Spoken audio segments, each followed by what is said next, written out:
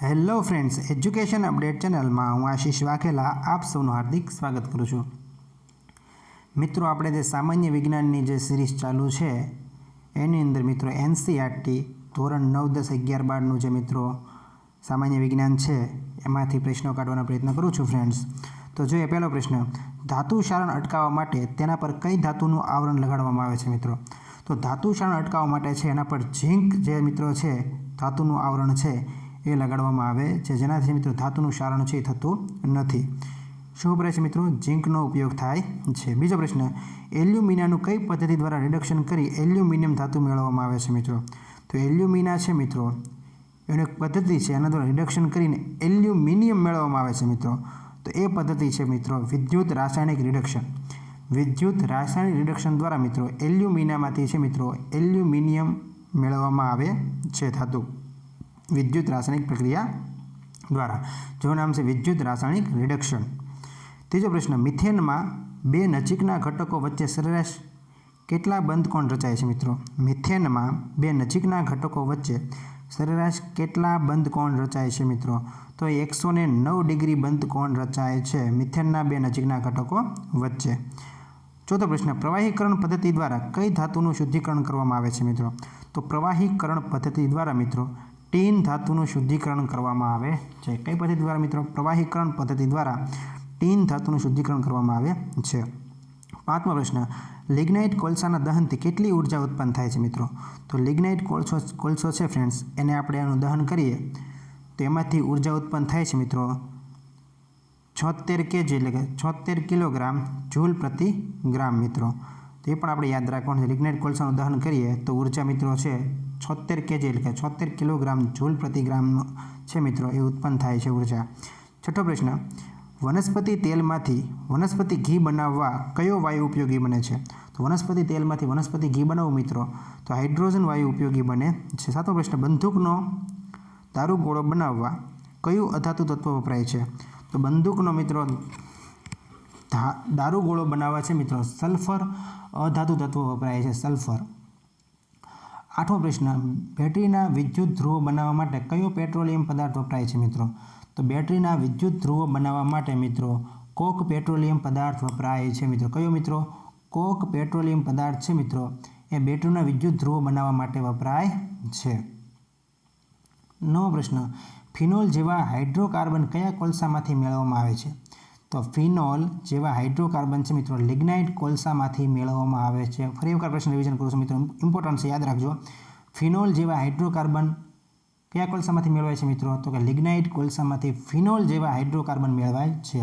10મો પ્રશ્ન, કઈ ધાતુ વધુ તાપમાને ગરમ કરતાં આંખને આંજી નાખે તેવા પ્રકાશથી સળગી ઉઠે છે મિત્રો? તો એ મિત્રો છે મેગ્નેશિયમ. 11મો પ્રશ્ન, પ્રોટીન, વાળ અને ઊનમાં કયા તત્વની હાજરી હોય છે? તો પ્રોટીન, વાળ અને ઊનમાં છે મિત્રો એ સલ્ફર તત્વની હાજરી હોય છે. પ્રોટીન, વાળ અને ઊનમાં સલ્ફર તત્વની હાજરી હોય છે. 12મો પ્રશ્ન, વાત ભઠ્ઠી દ્વારા કઈ ધાતુનું નિષ્કર્ષણ ધાતુ મેળવાય છે? વાત ભઠ્ઠી દ્વારા કઈ ધાતુનું નિષ્કર્ષણ ધાતુ મેળવાય છે મિત્રો? તો વાત ભઠ્ઠી દ્વારા છે આયર્ન ધાતુનું નિષ્કર્ષણ ધાતુ મેળવાય છે. આયર્ન ધાતુ યાદ રાખજો મિત્રો. 13મો પ્રશ્ન, સ્ટીલ એ કઈ ધાતુઓનું મિશ્ર ધાતુ છે મિત્રો? તો સ્ટીલ એ છે મિત્રો એ આયર્ન પ્લસ કાર્બન ધાતુની મિશ્ર ધાતુ છે. આયર્ન પ્લસ કાર્બન ધાતુની છે મિશ્ર ધાતુ કઈ છે મિત્રો? સ્ટીલ એ આયર્ન પ્લસ કાર્બન ધાતુની મિશ્ર ધાતુ છે. 14મો પ્રશ્ન, સલ્ફરનો પરમાણ્વીય ક્રમાંક કયો છે મિત્રો? તો સલ્ફરનો પરમાણ્વીય ક્રમાંક મિત્રો 16 છે. કયો છે મિત્રો? 16. 15મો પ્રશ્ન, કયા પેટ્રોલિયમ પદાર્થમાં કાર્બનની સંખ્યા સૌથી વધુ હોય છે મિત્રો? તો કાર્બનની સંખ્યા સૌથી વધુ છે મિત્રો ડીઝલમાં હોય છે. શેમાં હોય છે મિત્રો? ડીઝલમાં.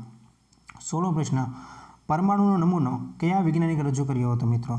તો પરમાણુનો નમૂનો છે મિત્રો નીલ્સ બોહર નામના વૈજ્ઞાનિકે રજૂ કર્યો હતો. કોણ મિત્રો? નીલ્સ બોહર નામના વૈજ્ઞાનિકે પરમાણુનો નમૂનો રજૂ કર્યો હતો. પરમાણુ નમૂનો નીલ્સ બોહર, યાદ રાખજો ફ્રેન્ડ્સ, ખાસ મોસ્ટ ઇમ્પોર્ટન્ટ પ્રશ્ન. 17મો પ્રશ્ન, તત્વ શબ્દનો પ્રથમ પ્રયોગ કયા વૈજ્ઞાનિકે કર્યો હતો? તો તત્વ શબ્દ સૌપ્રથમ ઉચ્ચાર્યો હોય એ વૈજ્ઞાનિક છે બોયલ નામના વૈજ્ઞાનિક. કયો વૈજ્ઞાનિક છે? બોયલ નામના વૈજ્ઞાનિકે તત્વ શબ્દનો પ્રયોગ કર્યો હતો સૌપ્રથમ.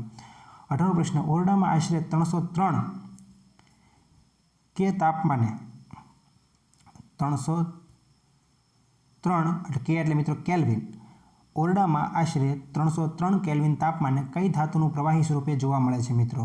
એ ધાતુ છે મિત્રો ગેલિયમ. કઈ ધાતુ છે મિત્રો? ગેલિયમ.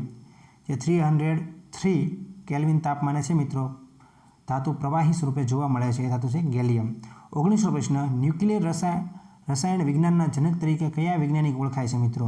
તો ન્યુક્લિયર રસાયણ વિજ્ઞાનના જનક તરીકે ઓટો હાન વૈજ્ઞાનિક ઓળખાય છે. 20નો પ્રશ્ન, વોલ્કેનાઇઝ્ડ રબરમાં કેટલા ટકા સલ્ફર ઉમેરતા ટાયર અને ટ્યુબ બનાવવા ઉપયોગી છે મિત્રો? તો વોલ્કેનાઇઝ્ડ રબરમાં મિત્રો 5% સલ્ફર ઉમેરતા ટાયર અને ટ્યુબ બનાવવા છે મિત્રો ઉપયોગ થાય છે. કારણ મિત્રો વોલ્કેનાઇઝ્ડ રબરની અંદર ટૂંકમાં વોલ્કેનાઇઝ્ડ રબર છે એ બનાવવા માટે સલ્ફરનો ઉપયોગ થાય જ છે, પણ કેટલા ટકા? તો કે 5% ઉપયોગ થાય, યાદ રાખવાનું છે આપણે. 21નો પ્રશ્ન, રસાયણશાસ્ત્રના ઇતિહાસ પુસ્તકના રચયિતા કયા ભારતીય વૈજ્ઞાનિક છે મિત્રો? તો રસાયણશાસ્ત્રના ઇતિહાસ ઉપર પુસ્તક છે મિત્રો, નામ છે રસાયણશાસ્ત્રના ઇતિહાસ. એ પુસ્તક લખ્યું છે મિત્રો પ્રફુલ્લચંદ્ર રોય. કોણે લખ્યું છે મિત્રો? પ્રફુલ્લચંદ્ર રોય. 22નો પ્રશ્ન, ગ્લુકોઝ એ કયા ક્રિયાશીલ સમૂહનું સંયોજન છે મિત્રો? તો ગ્લુકોઝ છે મિત્રો એ આલ્ડીહાઇડ ક્રિયાશીલ સમૂહનું સંયોજન છે. ગ્લુકોઝ એ આલ્ડીહાઇડ ક્રિયાશીલ સમૂહનું સંયોજન છે. આલ્ડીહાઇડ મિત્રો ખાસ યાદ રાખવાનું છે. 23નો પ્રશ્ન, દારૂગોળો બનાવવા માટે કયું સંયોજન ઉપયોગી છે? મિત્રો દારૂગોળો બનાવવા માટે છે પોટેશિયમ નાઇટ્રેટ સંયોજન ઉપયોગી છે. ફરી એકવાર પ્રશ્ન રિવિઝન કરું છું ફ્રેન્ડ્સ. દારૂગોળો બનાવવા માટે પોટેશિયમ નાઇટ્રેટ સંયોજન ઉપયોગી છે. Potassium nitrate. 24નો પ્રશ્ન, ચહેરાની ક્રીમમાં ઉપયોગી ફેસવોશ બનાવવા કયું સંયોજન ઉપયોગી છે? મિત્રો આપણે જોયેલા છે ફેસવોશ, જે ચહેરા આપણે સાફ કરવા માટે સાબુ તરીકે પ્રકારનો ઉપયોગ કરીએ છીએ મિત્રો ફેસવોશનો. તો ફેસવોશની અંદર સંયોજન કયું હોય છે? તો સંયોજન હોય છે ઝિંક ઓક્સાઇડ. કયું હોય છે મિત્રો? ઝિંક ઓક્સાઇડ નામનું સંયોજન હોય છે. 25નો પ્રશ્ન, કેટલા ટકા સલ્ફર ધરાવતા વલ્કેનાઇઝ્ડ રબરનો ઉપયોગ બેટરીના આવરણ માટે ઉપયોગી રબર બનાવવા થાય છે મિત્રો? તો બેટરીનું જે મિત્રો આવરણ છે એના ઉપયોગી રબર બનાવવા માટે છે 30% મિત્રો સલ્ફર વપરાય છે. કેટલા મિત્રો? 30% સલ્ફર ધરાવતા વલ્કેનાઇઝ્ડ રબરનો ઉપયોગ. ફરી એક વાત, 30% સલ્ફર ધરાવતા વલ્કેનાઇઝ્ડ રબરનો ઉપયોગ બેટરીના આવરણ માટે ઉપયોગી રબર બનાવવા થાય છે મિત્રો. અને તેવી જ રીતે ટાયર અને ટ્યુબ બનાવવા માટે કેટલા ટકા વલ્કેનાઇઝ્ડ રબર જોઈએ મિત્રો? એને સલ્ફર કેટલું? તો કે એની અંદર 5% સલ્ફર જોઈએ. ત્યારે બેટરીના આવરણ માટે ઉપયોગી રબર બનાવવા માટે કેટલો ટકા સલ્ફર જોઈએ મિત્રો? કેટલા ટકા સલ્ફર જોઈએ? તો કે 30% સલ્ફર જોઈએ. 24નો પ્રશ્ન, કયા પોલિમર્સનો ઉપયોગ પગરખાં અને પાઇપો બનાવવા થાય છે મિત્રો? તો પગરખાં અને પાઇપો બનાવવા મિત્રો છે પીવીસી પોલિમરનો ઉપયોગ થાય છે. 27નો પ્રશ્ન, કયો વાયુ ભૂરા લિટમસ પેપરને લાલ બનાવે છે મિત્રો? તો ભૂરા લિટમસ પેપરને લાલ બનાવે છે મિત્રો એ છે મિત્રો કાર્બન ડાયોક્સાઇડ. કયો વાયુ મિત્રો? કાર્બન ડાયોક્સાઇડ છે મિત્રો ભૂરા લિટમસ પેપરને લાલ બનાવે છે. 28નો પ્રશ્ન, ગોડ પાર્ટિકલ્સની શોધ કયા ભારતીય વૈજ્ઞાનિકને આભારી છે? તો ગોડ પાર્ટિકલ્સની શોધ મિત્રો સત્યેન્દ્રનાથ બોઝ નામના વૈજ્ઞાનિક છે મિત્રો એને આભારી છે, જેને ગોડ પાર્ટિકલ્સની શોધ કરી. કોણે મિત્રો? સત્યેન્દ્રનાથ બોઝે. 29નો પ્રશ્ન, ઇથેનોલ પ્રયોગશાળામાં કઈ પદ્ધતિ દ્વારા બનાવવામાં આવે છે મિત્રો?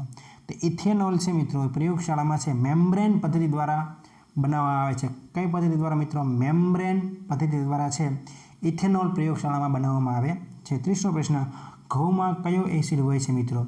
તો ઘઉંમાં છે મિત્રો ગ્લુમેટિક એસિડ હોય છે. કયો મિત્રો?